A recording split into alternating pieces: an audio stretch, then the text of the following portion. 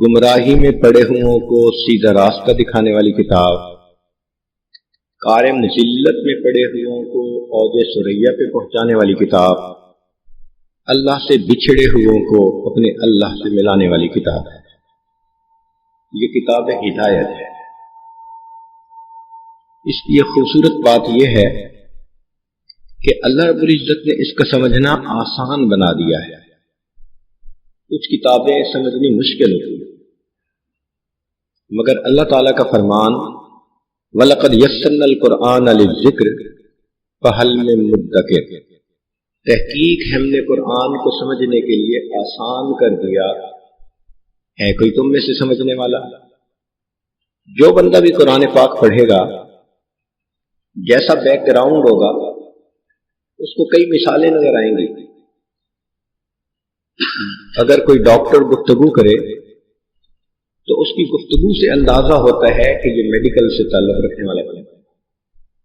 Engineer گفتگو کرے اس کی باتوں سے اندازہ ہوتا ہے کہ انجینئرنگ بیک گراؤنڈ۔ تو قرآن مجید کتاب ہدایت ہے، یہ سائنس کی کتاب نہیں ہے، لیکن کہیں کہیں سائنسی اشارے ضرور ملتے ہیں۔ بعض لوگوں کو یہ غلطی ہوئی کہ وہ قرآن مجید کی ہر آیت سے سائنس ثابت کرتے پھرتے ہیں، یہ غلط ہے، ایسا نہیں ہونا چاہیے۔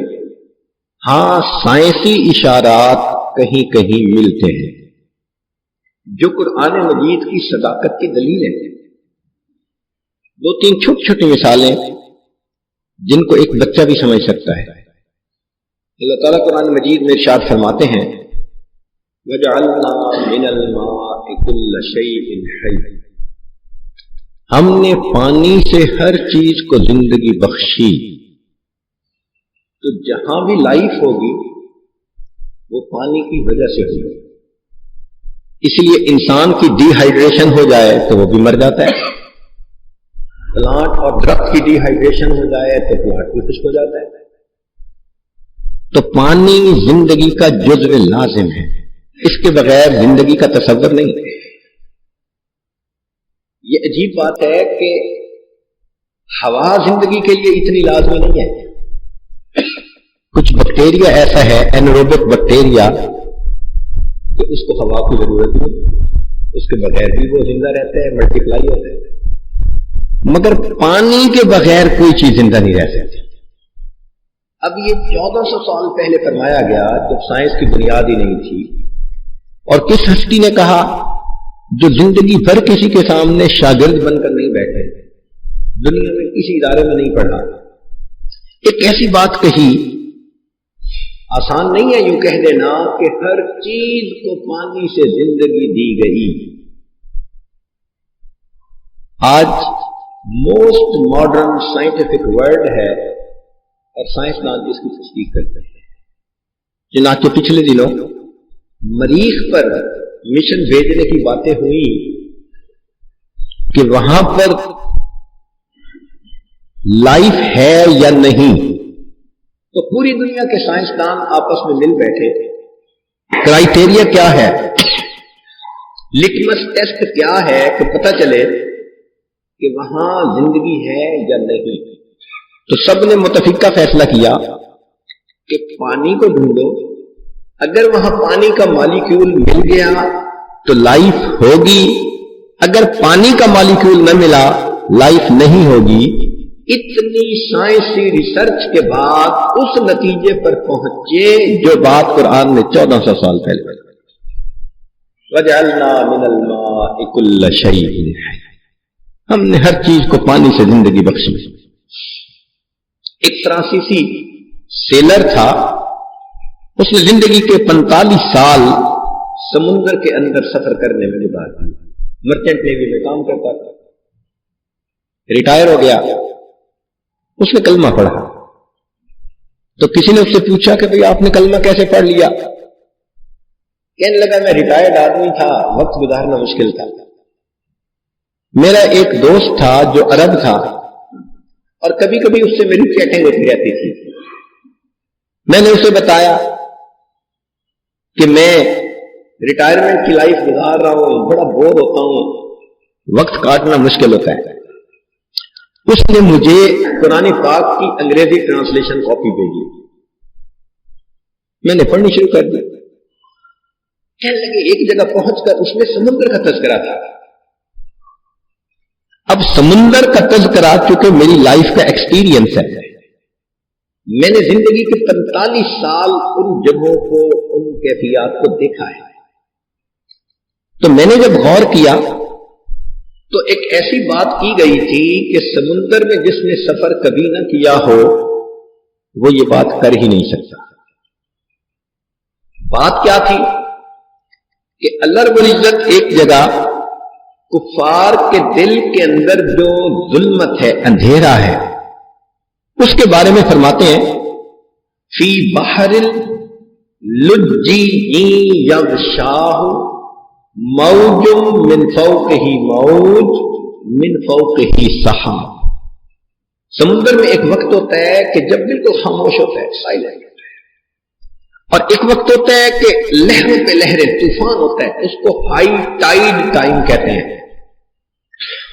تو اس نے کہا کہ میں نے ایکسپیرینس کیا کہ جب ہائی ٹائیڈ کا وقت ہوتا ہے، لہروں پہ لہریں، اس وقت اگر آسمان پہ بادل آ جائیں تو سمندر کے اندر ویزیبلٹی زیرو ہو جاتی ہے. 2 میٹر سمندر کے سطح سے نیچے جائیں تو اپنا ہاتھ بھی نظر نہیں آتا، اتنا کامل اندھیرا ہوتا ہے. مگر میں نے تو 45 سال سمندر میں گزارے، تب مجھے تجربہ ہوا جب میں نے قرآن پاک کے اندر ایگزیکٹ اس کو مینشن کیا ہوا پڑھا تو میں نے سوچا مسلمانوں کے پیغمبر اسلام نے سفر کیا ہوگا اور ان کو تجربہ ہوگا. جب میں نے تحقیق کی تو پتہ چلا کہ مسلمانوں کے پیغمبر اسلام نے پوری زندگی سمندر کا سفر نہیں کیا. تو میری عقل نے کہا کہ جس بندے نے زندگی میں سمندر کا سفر ہی نہیں کیا وہ سمندر کے بارے میں ایسی بات بتائے جو ایگزیکٹ ہو، یہ کیسے ممکن ہے؟ تو معلوم ہوا یہ ان کا کلام نہیں، جس پروردگار نے اس کائنات کو بنایا یہ اس پروردگار کا کلام ہے. ہم طالب علم تھے، کتاب میں پڑھا کہ اللہ رب العزت نے قارون کو اور اس کے گھر کو زمین میں دھسا دیا. خسفنا بہی وبدارہ الارض.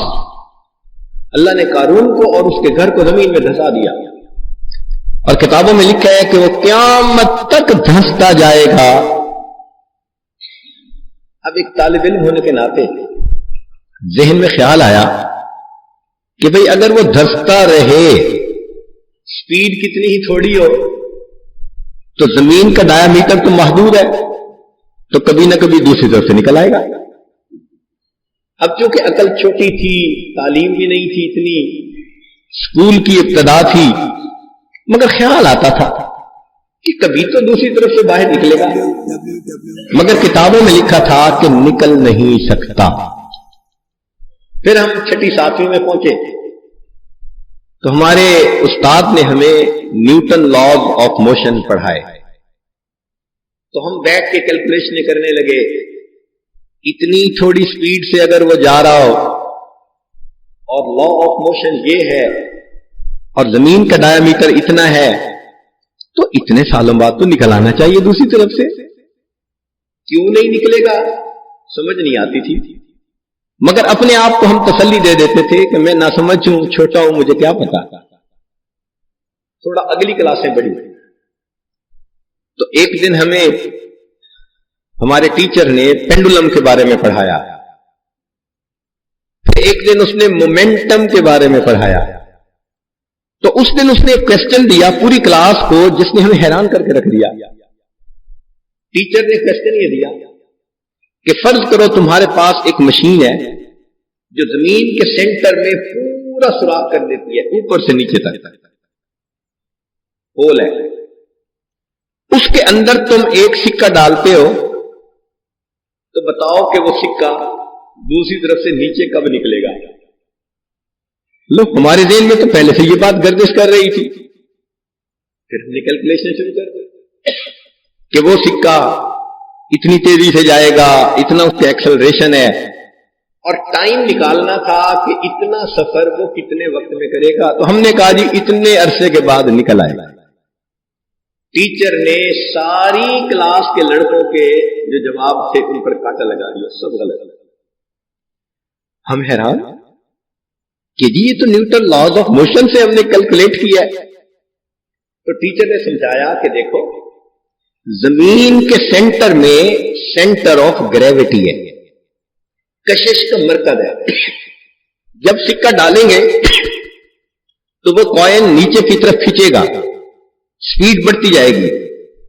جب وہ سینٹر میں پہنچے گا تو وہ وہاں رکے گا نہیں, کیونکہ اس کا ایک مومنٹم بن چکا ہوگا. اس مومنٹم کی وجہ سے وہ نیچے جائے گا تو اب وہ فورس الٹی ہو جائے گی, اس کو اوپر کھینچے گی اور اس کی سپیڈ گھٹنی شروع ہو جائے گی, اور زمین میں نکلنے سے پہلے پھر وہ اوپر کھینچے گا مگر سینٹر میں رکے گا نہیں اوپر. تو انہوں نے کہا کہ پینڈولم کی طرح وہ سکہ پوری زندگی زمین کے اندر گھومتا رہے گا, کبھی زمین سے باہر نہیں نکل سکتا.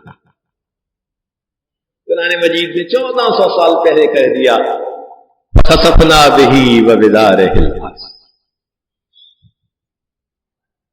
نبی علیہ الصلوۃ والسلام کے زمانے میں لوہے کا استعمال بہت کم تھا. اس وقت ابھی سائنس کی بنیاد نہیں پڑی تھی. لوگ میکینیکل انجینئرنگ کو نہیں جانتے تھے, الیکٹریکل انجینئرنگ کو نہیں جانتے تھے, پہیہ دریافت نہیں ہوا تھا, ڈائنمو نہیں بنا تھا, تو پتہ بھی نہیں تھا. اس وقت جب لوہے کا استعمال زندگی میں اتنا تھوڑا ہے, قرآن مجید نے ایک بات کہی کہ ہم نے داؤد علیہ السلام کے لیے لوہے کو نرم کر دیا تھا. وَأَلَنَّا لَهُ الْحَدِيدِ فِيهِ بَأْسٌ شَدِيدٌ, لوہے میں بڑی طاقت ہوتی ہے. وَمَنَافِعُ لِلنَّاسِ, اور انسانوں کے لیے بڑے فائدے. اب یہ بات 1400 سال پہلے کہی جب لوہے کے زندگی میں استعمال بہت کم تھا.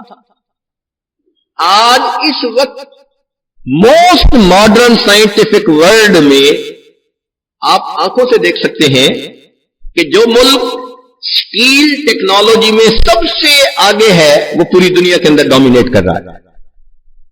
اللہ نے 1400 سال پہلے بتا دیا منافع للناس.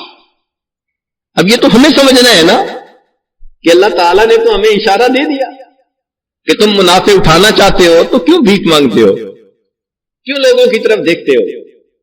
تم محنت کرو, تمہیں اس سے منافع مل جائیں گے. تو اس قسم کے سائنسی اشارات بہت عام ہیں. سائنس کی دنیا میں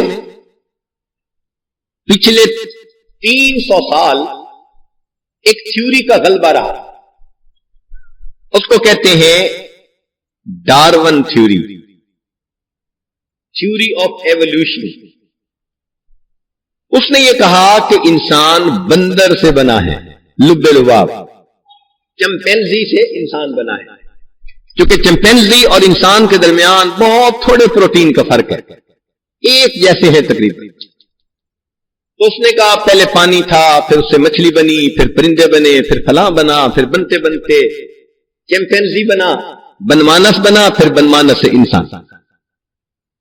پوچھا گیا کہ بنمانس کی دم, اس نے کہا ہزاروں سال کے موسمی اثر کے بعد دم ختم ہو گئے, جسم کے بال ہزاروں سال میں ختم ہو گئے.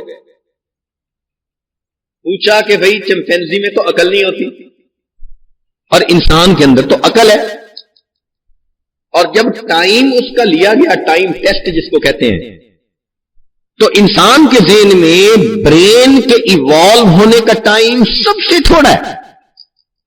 تو کوشچن یہ تھا کہ دم ختم ہونے میں ملینز آف ایئرز, بال ختم ہونے میں ملین آف ایئرز, اور برین کے بننے میں بہت تھوڑا سا ٹائم. وہ جسم کا عضو جو سب سے زیادہ کمپلیکیٹڈ ہے, وہ جسم کا عضو جو اپنی تخلیق میں شاہکار ہے, وہ تھوڑے سے ٹائم میں کیسے بن گیا؟ تو جب کوشچن کیا گیا تو جواب ملا کہ یہاں پر کوئی مسنگ لنک ہے. سائنسدانوں نے جواب دیا کہ جی مسنگ لنک ہے. ہم نے کہا ہاں تمہارا لنک تو پہلے ہی مسنگ ہے، تو تمہیں کیا پتا چلنا. مگر اس کو آج تک دنیا اسی طرح مانتی رہی کہ انسان ایسے بنا، مگر درمیان میں کوئی گیپ ہے، سمجھ میں نہیں آتا، پھر انسان بن گیا. جینیٹک انجینئرنگ آ گئی. جینیٹک انجینئرنگ نے آ کے ڈارون تھیوری کی جڑیں کاٹ کے رکھ دی. اس نے کہا دیکھو اگر ڈارون تھیوری کو مانا جائے کہ سروائیول آف دی فٹیسٹ اور لا آف نیچرل سلیکشن، کہ دنیا میں کروڑوں چمپینزی تھے وہ انسان بن گئے، تو سائنس نے کہا کہ نہیں، جو لائف شروع ہوئی ہے وہ ایک جان سے شروع ہوئی ہے. کیا وہ عورت تھی؟ سائنس نے کہا نہیں. اگر عورت ہوتی تو کبھی اس سے مرد نہیں بن سکتا تھا. ہاں مرد سے عورت کا بننا ممکن ہے. پوچھا کیسے؟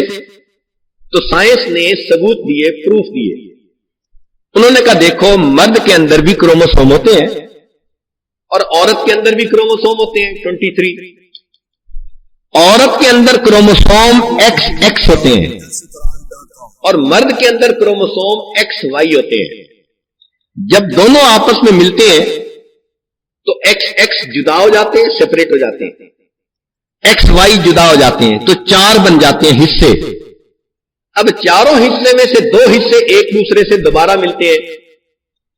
اگر ایکس نے عورت کے ایکس حصے کو آپس میں ملا لیا تو بچی پیدا ہوتی ہے، اور اگر مرد کے وائی نے عورت کے ایکس کو اٹریکٹ کر لیا تو بیٹا پیدا ہو جاتا ہے.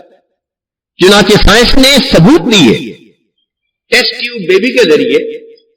انہوں نے ایکس اور وائی کو ملا کر بتا دیا کہ دیکھو بیبی بوائے پیدا ہو رہا ہے. ایکس ایکس کو ملا کے دکھا دیا دیکھو بیبی گرل پیدا ہو رہی ہے. تو ثبوت مل گئے سائنسی طور پہ کہ اللہ کا بنایا ہوا قدرتی نظام ایسا ہی ہے. تو جینیٹک انجینئرنگ نے کہا کہ اگر شروع میں عورت ہوتی تو اس کے تو کروموسوم ہوتے ہی ایکس ایکس ہے، وائی پارٹ ہوتا ہی نہیں، تو مرد تو پیدا ہی نہیں ہو سکتا تھا.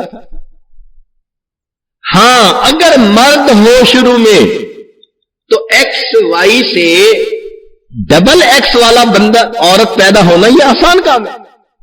تو سائنس نے اس بات کو تسلیم کر لیا کہ لائف شروع ہوئی ایک بندے سے، ایک جان سے، اور وہ کون تھا؟ وہ مرد تھا.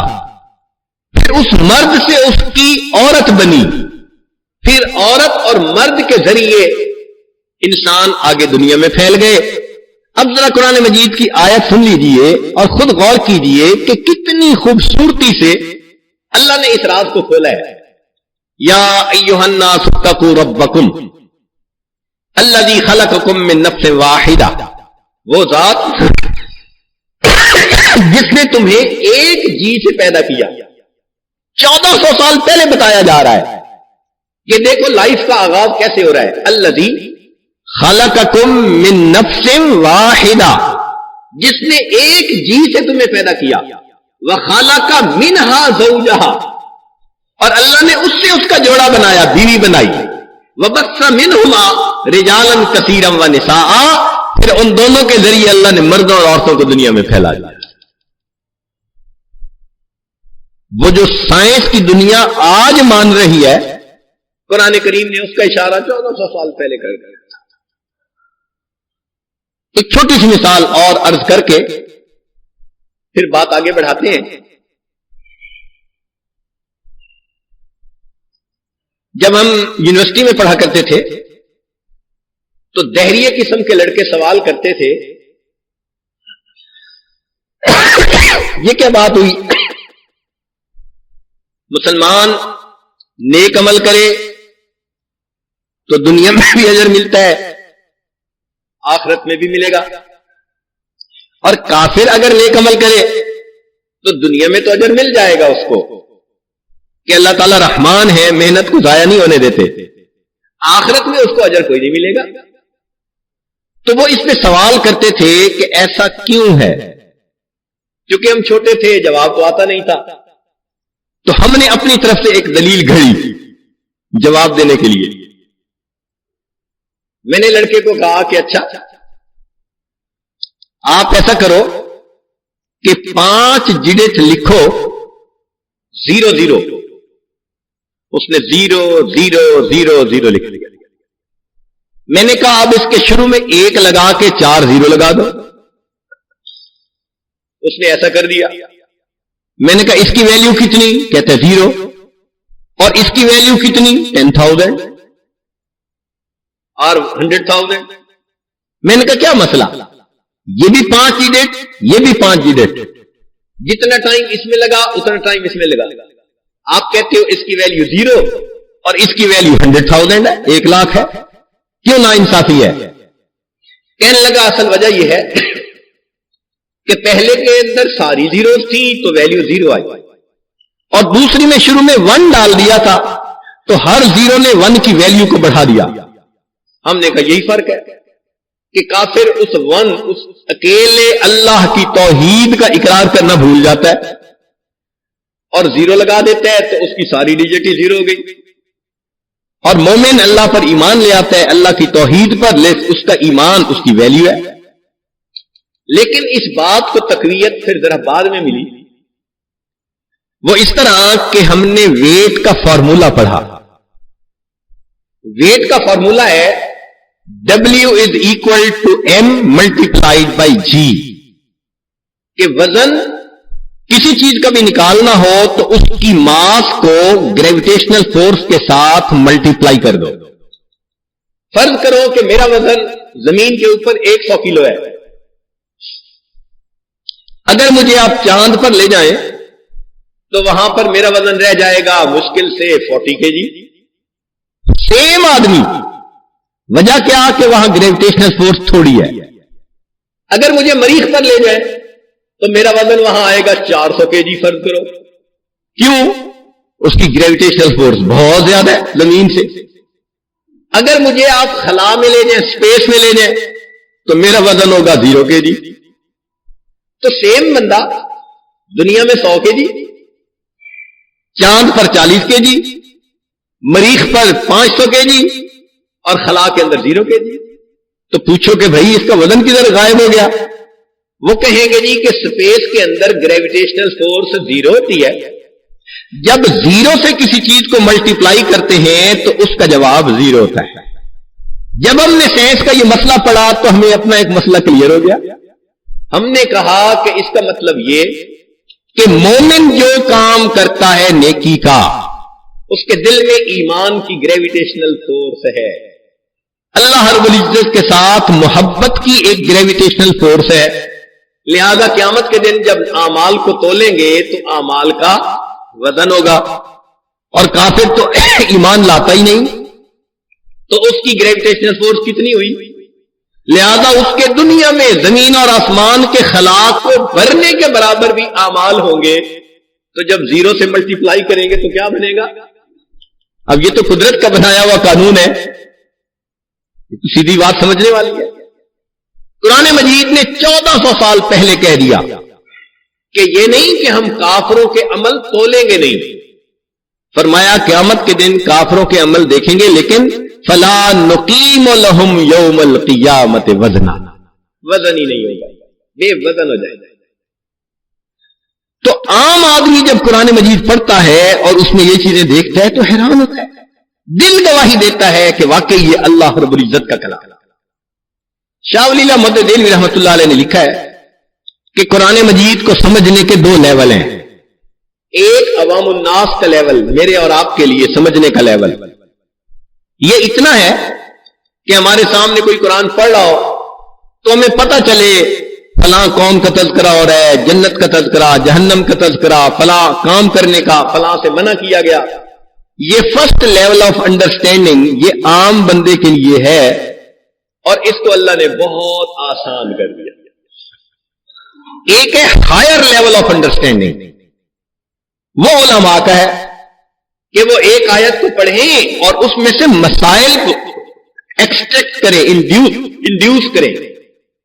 اس کے لیے پھر 12-15 سال لگانے پڑتے ہیں، علوم پڑھنے پڑتے ہیں، پھر جا کے انسان کو وہ لیول نصیب ہوتا ہے کہ ایک آیت سے وضو کے 150 مسائل علماء نے انڈیوس کر لیے. مگر اس لیول تک تو جانے کی ضرورت ہی نہیں ہر بندے کو. ہمیں تو فرسٹ لیول آف انڈرسٹینڈنگ چاہیے، اور وہ بڑا آسان ہے. ذرا سنیے، آج کل قرآن پاک سی ڈی پر آ چکا تو اس کے الفاظ گنے جا چکے. قرآن مجید کے کل الفاظ 84,600 سم تھنگ ہیں، لیکن اس میں زیادہ الفاظ وہ ہیں جو بار بار ریپیٹ ہوئے ہیں. یا ایھا الذین آمنوا 88 ٹائمز آیا، اقیموا الصلاۃ مور دین 700 ٹائم آیا. تو بہت سارے الفاظ ریپیٹ ہوئے. اگر ریپیٹیشن کو ہم ایک لفظ سمجھیں تو پورے قرآن مجید میں جو مختلف الفاظ استعمال ہوئے ہیں ان کی تعداد کل 2000 بنتی ہے. 2000 الفاظ کے استعمال سے قرآن مجید اللہ نے بنا دی. 2000 میں سے جن لوگوں کو اردو زبان بولنا یا سمجھنا آتا ہے تو قرآن مجید کے 500 الفاظ اردو زبان میں استعمال ہوتے ہیں. انسان، حیوان، عرش، کرسی، قلم، کتاب، روح، بدن، موت، حیات، قبر، قیامت، جنت، جہنم، صوم، صلاۃ، حج، زکات، زہد، تقوی، توکل، تسلیم، رضا، سب اردو میں استعمال ہوتے ہیں اور قرآن پاک کے الفاظ ہیں. تو 500 الفاظ تو یہ نکال دیں تو باقی کتنے رہ گئے؟ 1500. کیا قیامت کے دن ہم اللہ تعالیٰ کو یہ ایکسکیوز کر سکیں گے کہ یا اللہ ہمارے پاس 1500 الفاظ کے معنی سمجھنے کا وقت نہیں تھا؟ جن لوگوں نے یونیورسٹیوں میں ایم ایس سی کی، بایو پڑھی، کیمیکل انجینئرنگ پڑھی اور میڈیکل سائنسز پڑھی، انجینئرنگ، آئی ٹی پڑھی، اللہ پوچھیں گے کہ تجھے جو میں نے ٹریلین آف برین سیل دیے تھے، اتنی مشکل چیزوں کو تو سمجھتا تھا تو کیا 1500 لفظ نہیں سمجھتا تھا؟ تو دن میں 5 لفظوں کا ترجمہ سمجھتا تو پھر 1 سال کے اندر قرآن آرام سے سمجھ لیتا. 1 سال کے اندر آرام سے قرآن سمجھ. فرق یہ ہے کہ خود سمجھنا شروع نہ کریں، خود سمجھیں گے تو الٹا سمجھ بیٹھیں گے. کیونکہ بغیر استاد کے انسان جو بھی سمجھتا ہے تو وہاں غلطی کر جاتا ہے. اس لیے میڈیکل سائنسز میں جب کالج میں پڑھ لیتے ہیں تو ان کو پریکٹس نہیں کرنے دیتے. کہتے ہیں کہ بھائی ہاؤس جاب کرو، ماہر ڈاکٹروں کی زیر نگرانی تم ٹریننگ لو تاکہ تمہیں غلطی نہ کر سکو، ورنہ تو بندے مارو گے. تو جس طرح میڈیکل سائنسز میں ہاؤس جاب ضروری، قرآن مجید کو بھی کسی عالم کی زیر نگرانی سمجھنا ضروری. تو جو قریب کی مسجد ہو، کوئی اچھے عالم ہو، آپ ان سے رابطہ کریں اور ان کو کہیں کہ حضرت مجھے قرآن مجید کا لفظی ترجمہ سمجھا دیں. ہم نے تو دیکھا ہے 1 سال کی کیا بات، کالج یونیورسٹیوں کے بچے 40 دنوں میں پورے قرآن پاک کا ترجمہ پڑھ لیتے ہیں. یہ قرآن سمجھنے کے لیے اللہ نے اتنا آسان بنایا. ارشاد فرمایا وَلَقَدْ يَسَّرْنَا الْقُرْآنَ لِلذِّكْرِ فَهَلْ مِن مُدَّكِرٍ. ہم نے قرآن کو سمجھنے کے لیے آسان کر دیا، ہے کوئی سمجھنے والا؟